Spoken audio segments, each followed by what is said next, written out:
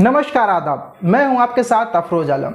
दोस्तों, जिस तरह से इजराइल और फिलिस्तीन के बीच युद्ध जारी है, युद्ध का जिस तरह से संघर्ष चल रहा है, ये युद्ध पूरे दुनिया भर में एक चर्चा का विषय बन चुका है।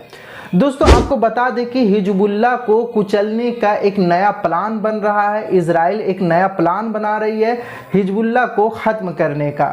और साथ ही साथ आपको बता दें कि दोस्तों, जिस तरह से मंगलवार को गाजा के एक अस्पताल पर हवाई हमला हुआ था, जहां 500 लोग मारे गए थे, जहां सबसे ज़्यादा मरने वालों की संख्या जो थी वो बच्चे का था। तो क्या है पूरी जानकारी, क्या पूरी अपडेट है, आपको इस वीडियो के ज़रिए हम बताएंगे। मगर उससे पहले आपसे छोटी सी रिक्वेस्ट करेंगे दोस्तों, वीडियो को ज़्यादा से ज़्यादा लाइक कीजिए, शेयर कीजिए और चैनल पे नए हैं तो सब्सक्राइब जरूर कर लीजिए। दोस्तों, इजराइल और हमास के बीच बीते 12 दिनों से युद्ध जारी है। इस दौरान लेबनान का संगठन हिजबुल्लाह भी इजराइल पर एंटी टैंक मिसाइल छोड़ रहा है। लेबनान की ओर से हिजबुल्लाह लड़ाकों ने बुधवार को भी गोलीबारी की थी। इसके जवाब में इजरायली सेना ने जैसे तैसे तर्ज पर जवाब देते हुए हिजबुल्लाह को सैन्य ठिकानों पर हमला कर दिया था। आईडीएफ की ओर से बताया गया कि बीते कुछ घंटों में आईडीएफ ने लेबनान की सीमा पर हिजबुल्लाह से संबंधित ठिकानों पर हमला किया। इजरायली सेना के मुताबिक लेबनान सीमा से सटे रोस हानिकरा से एंटी टैंक मिसाइल दागी गई, उन्हीं जगहों पर टारगेट किया गया है। दोस्तों, इजराइल और हमास के बीच चल रहे युद्ध के बीच अमेरिका ने कहा है कि आईडीएफ के तौर से मोर्चे पर युद्ध शुरू नहीं करना चाहिए। अमेरिका ने इजराइल से हिजबुल्लाह के खिलाफ सैन्य अभियान शुरू करने की अपील की है। यूएस की ओर से कहा गया है कि वो अभी भी युद्ध को गाजा से आगे बढ़ने से रोकने के लिए काम करना चाहिए। टाइम्स ऑफ इजराइल के मुताबिक अमेरिका लगातार हिजबुल्लाह और ईरान को इजराइल की उत्तरी सीमा पर युद्ध शुरू नहीं करने की चेतावनी भी दे रहा है। अधिकारियों ने बताया है कि अमेरिका ने इजराइल को हिजबुल्लाह की गोलीबारी पर अपनी सैन्य प्रक्रिया में सावधान रहने की चेतावनी भी दी है, क्योंकि लेबनान में आईडीएफ की एक गलती बहुत बड़े युद्ध को जन्म दे सकती है। बाइडेन प्रशासन ने हाल के दिनों में इजराइल को संकेत दिए हैं कि अगर हिजबुल्लाह इजराइल के खिलाफ युद्ध शुरू करता है तो अमेरिका सेना आतंकवादी समूह से लड़ने में आईडीएफ शामिल हो जाएगी। इजराइल विरोधियों को रोकने के लिए पेंटागन ने पहले ही इजराइल के पास पूरे भूमध्य सागर में विमान वाहक स्ट्राइक समूहों को एक जोड़ी भेज दी है।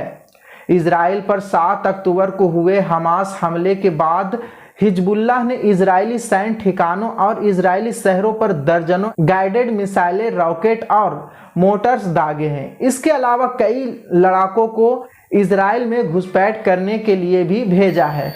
उत्तरी इजराइल में कई ड्रोन भी पकड़े गए हैं। हिजबुल्लाह के साथ संघर्ष में कम से कम 5 इजरायली सैनिक, 13 हिजबुल्लाह लड़ाके और अन्य समूहों को 5 फिलिस्तीनी मारे गए हैं। रविवार को हिजबुल्लाह के मामले में एक इजरायली नागरिक की मौत हो गई है और इजरायली गोलीबारी में 2 लेबनानी नागरिकों और एक पत्रकार का भी मारे जाने की खबर सामने आई थी।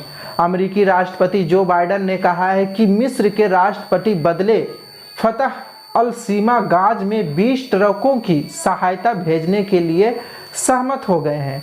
उन्होंने कहा है कि इसमें करीब 8 घंटे समय लग सकता है या हम दोनों के बीच स्पष्ट बातचीत हुई है और इसलिए हम जितने संभव हो सके उतने ट्रकों को भेजना चाहते हैं। लेकिन मुद्दा यह है कि हमास इसे जब्त कर लेता है या इसे पार नहीं होने देता है तो फिर हम कोई मदद नहीं भेजेंगे, क्योंकि हम हमास को कोई मानवीय सहायता नहीं भेज रहे। यही वह प्रतिबद्धता जो मैंने की है।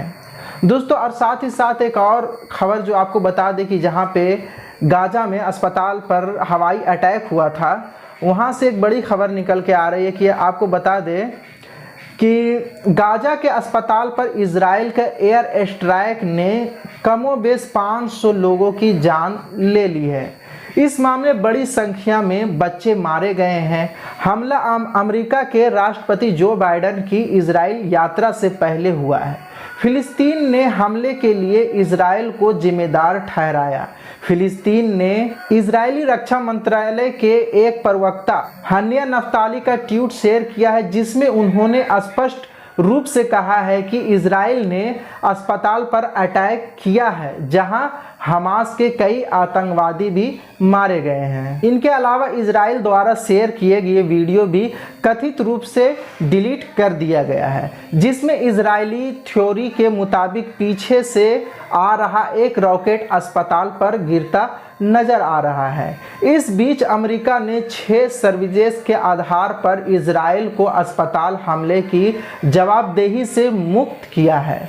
अमेरिका ने इजराइल को क्लीन चिट दे दी है और बेंजामिन नेतन्याहू शासन को गाजा अस्पताल पर हमले की जवाबदेही से मुक्त कर दिया है। बाइडेन प्रशासन ने कहा है कि गाजा अस्पताल पर हमले के लिए इजराइल कोई भी जिम्मेदारी नहीं है, इजराइल ने ये अटैक नहीं करवाया है।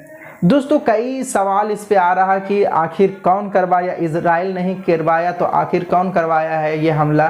पूरी खुल के ये बात आई है कि इजराइल ये हमला नहीं करवाया है, खुद फिलिस्तीन मतलब वो अपने टेस्टिंग में, मिसाइल टेस्टिंग में इसी दौरान उसके अस्पताल पर ही मिसाइल गिरी, जिसके वजह से 500 लोगों की मौत हुई है। फिलहाल आपका क्या कहना है कमेंट में ज़रूर बताएं। फिर मिलते हैं अगली बड़ी खबर के साथ, तब तक के लिए जय हिंद।